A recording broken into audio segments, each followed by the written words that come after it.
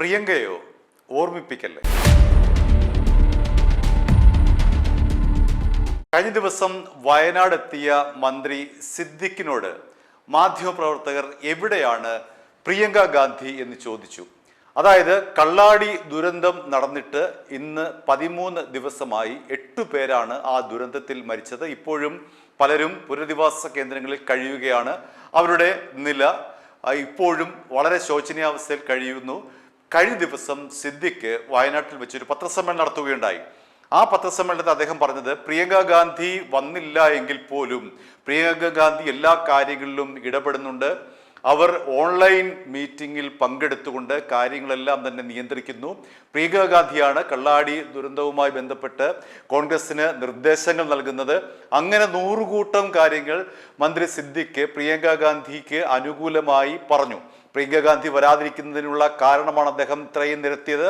പക്ഷെ അതൊന്നും കൊണ്ട് തന്നെ വയനാട്ടുകാർ എത്രത്തോളം തൃപ്തിപ്പെടും എന്നുള്ള കാര്യത്തിൽ നമുക്ക് ഉറപ്പില്ല. കാരണം 4 ലക്ഷത്തിലധികം വോട്ടിന്റെ ഭൂരിപക്ഷത്തിലാണ് പ്രിയങ്ക ഗാന്ധിയെ ഇത്തവണ വയനാട്ടിൽ നിന്നും MP ആക്കി അവിടുത്തുകാർ തിരഞ്ഞെടുത്തത്. പക്ഷേ ഒരു പ്രധാനപ്പെട്ട ഒരു പ്രശ്നം വരുമ്പോൾ, ഒരു ദുരന്തം വരുമ്പോൾ ഓടിയെത്തേണ്ടുന്ന പ്രിയങ്ക ഗാന്ധി 13 ദിവസം കഴിഞ്ഞിട്ടും അവിടേക്ക് തിരിഞ്ഞു നോക്കിയിട്ടില്ല.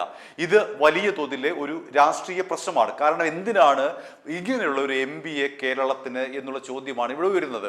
ഇതിനു മുൻപ് 2024 രാഹുൽ ഗാന്ധി അവിടെ പാർലമെന്റിലേക്ക് മത്സരിച്ച് വിജയിച്ചത്. പിന്നീട് അദ്ദേഹം റായ്ബറേലിയിലെ ആ ഒരു MP സ്ഥാനം നിലനിർത്തി അദ്ദേഹം 2 മണ്ഡലങ്ങളിൽ മത്സരിച്ചിരുന്നു. രാഹുൽ ഗാന്ധി 2 മണ്ഡലങ്ങളിൽ മത്സരിച്ചിരുന്നു 2024 റായ്ബറേലിയിലും അതേപോലെ തന്നെ വയനാട്ടിലെ MP സ്ഥാനം അദ്ദേഹം പിന്നീട് രാജിവെച്ചു. അവിടേക്കാണ് പ്രിയങ്ക ഗാന്ധി വന്ന് മത്സരിക്കുന്നതും. രാഹുൽ ഗാന്ധി കിട്ടുന്ന 3 ലക്ഷത്തിലധികം വോട്ടിന്റെ ഭൂരിപക്ഷം 4 ലക്ഷത്തിലധികമായി പ്രിയങ്ക ഗാന്ധിക്ക് വയനാട്ടുകാർ കൊടുക്കുന്നതും MP ആകുന്നതും. പക്ഷേ അവിടെ ഒരു ദുരന്തം വന്നപ്പോൾ പ്രിയങ്ക ഗാന്ധി 13 ദിവസമായിട്ടും തിരിഞ്ഞു നോക്കിയിട്ടില്ല എന്നുള്ളതാണ് ഏറ്റവും പ്രധാനപ്പെട്ട ഒരു കാര്യം. ഒരു ജനപ്രതിനിധി എന്ന നിലയിൽ അവരെന്ത് ചെയ്യുകയാണ് എന്ന് ആവർത്തിച്ച് ചോദിക്കുമ്പോൾ അതിനൊക്കെ നൽകേണ്ടുന്നത് ഈ പാവപ്പെട്ട മന്ത്രി, വയനാട്ടുകാരനായുള്ള മന്ത്രി നമ്മുടെ സിദ്ദിഖാണ്. കഴിഞ്ഞ ദിവസവും അദ്ദേഹത്തോട് ചോദിച്ചു. അദ്ദേഹം ആദ്യത്തെ ചോദ്യം കേട്ടപ്പോൾ മാധ്യമപ്രവർത്തകർ അദ്ദേഹത്തോട് ചോദിച്ചപ്പോൾ എന്തോ വലിയ സീരിയസ് ആയിട്ടുള്ള കാര്യമാണ് ചോദിക്കാൻ പോകുന്നത് എന്ന് കരുതി വളരെ ഗൗരവത്തോടു കൂടി ഇങ്ങനെ മൈക്കിന് മുന്നിൽ നിന്നു. പിന്നീടാണ് ഈ ചോദ്യം പ്രിയങ്ക ഗാന്ധിയെക്കുറിച്ചും രാഹുൽ ഗാന്ധിയെക്കുറിച്ചുമാണെന്ന് മനസ്സിലാകുന്നത്. പെട്ടെന്ന് തന്നെ മന്ത്രി സിദ്ദിഖ് ഈ മൈക്ക് തട്ടി പോവുകയായിരുന്നു. പോയിട്ട് കുറച്ച് നേരം കഴിഞ്ഞ് അദ്ദേഹം തിരിച്ചു വന്നു തമാശയോട്. ഇതാണോ ചോദിക്കുന്നത്, 2-3 ദിവസമായല്ലോ എന്നൊക്കെ പറഞ്ഞുകൊണ്ട് അതിനെ ലഘൂകരിക്കാൻ ശ്രമിച്ചുവെങ്കിലും യഥാർത്ഥ പ്രശ്നം എന്ന് പറയുന്നത് പ്രിയങ്ക ഗാന്ധി എവിടെയാണ്? 13 ദിവസം കഴിഞ്ഞിട്ടും കള്ളാട് ദുരന്തം കഴിഞ്ഞ് 13 ദിവസം കഴിഞ്ഞിട്ടും പ്രിയങ്ക ഗാന്ധി MP എവിടെയാണ് എന്നുള്ളതാണ് പ്രധാനപ്പെട്ട ചോദ്യം. ഏതായാലും സിദ്ദിഖിന്റെ ആ ഒരു ആദ്യത്തെ ഗൗരവവും പിന്നീട് അതിനെ തമാശയാക്കി മാറ്റുന്നത് നമുക്ക് കണ്ടിട്ട് വരാം. കഴിഞ്ഞ ദിവസം നാഷണൽ ചാനലൊക്കെ പ്രധാനപ്പെട്ട പറഞ്ഞത് ഒരു നിലവിലുള്ള MP പ്രിയങ്ക ഗാന്ധി, മുൻ MP രാഹുൽ ഗാന്ധി ഒന്നും വയനാട് സന്ദർശിച്ചില്ല എന്നാണ്.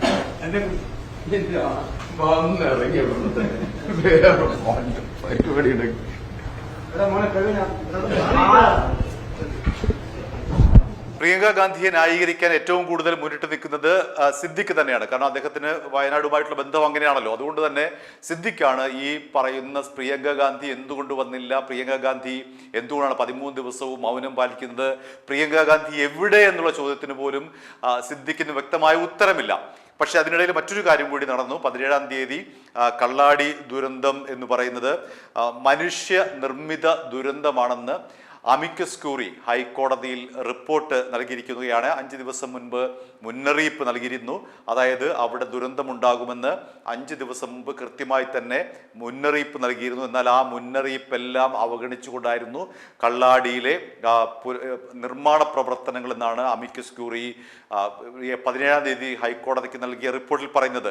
5 തവണയല്ല, ഒരു 5 ദിവസം മുൻപ് നൽകി. പക്ഷേ ഈ ദുരന്തം ഉണ്ടാകുന്നതിന് 5 ദിവസം മുൻപ് ഏറ്റവും അവസാനമായി അങ്ങനെയാണ് നൽകുന്നത്. ദുരന്തമുണ്ടാകുന്നതിന് 5 ദിവസം മുൻപ് തന്നെ അറിയിപ്പുണ്ടായിരുന്നു അവിടെ ദുരന്തമുണ്ടാകും.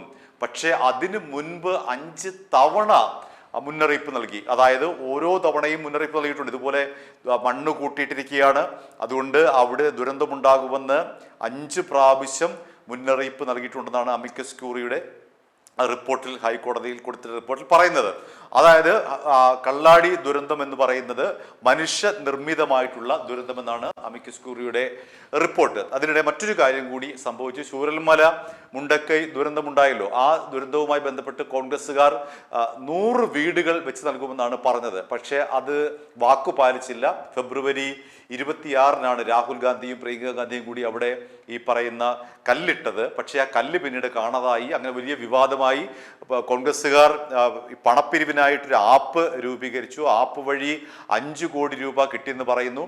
ഇപ്പോൾ പറയുന്നു 18 വീടുകൾ മാത്രമേ നിർമ്മിച്ചു കൊടുക്കാൻ കഴിയുകയുള്ളൂ. അത്ര സാമ്പത്തിക ഞെരുക്കമാണ് ഉള്ളത്. 5 കോടി രൂപയ്ക്ക് 18 വീടുകൾ മാത്രമേ വെച്ചു കൊടുക്കാൻ കഴിയുള്ളൂ. നേരത്തെ പറഞ്ഞതുപോലെ 100 വീടുകൾ വെച്ചു കൊടുക്കാൻ കോൺഗ്രസിന് കഴിയില്ല എന്നാണ് ഇപ്പോൾ പറയുന്നത്. ഏതായാലും കോൺഗ്രസ് ഇപ്പോഴെങ്കിലും തുടങ്ങിയിട്ടുണ്ടല്ലോ എന്നുള്ളതാണ് ആകെ ആശ്വാസകരമായ കാര്യം. ചൂരൽമല മുണ്ടക്കൈ ദുരന്ത പ്രദേശത്ത് മുസ്ലിം ലീഗ് വീട് പണിത് കൊടുത്തു.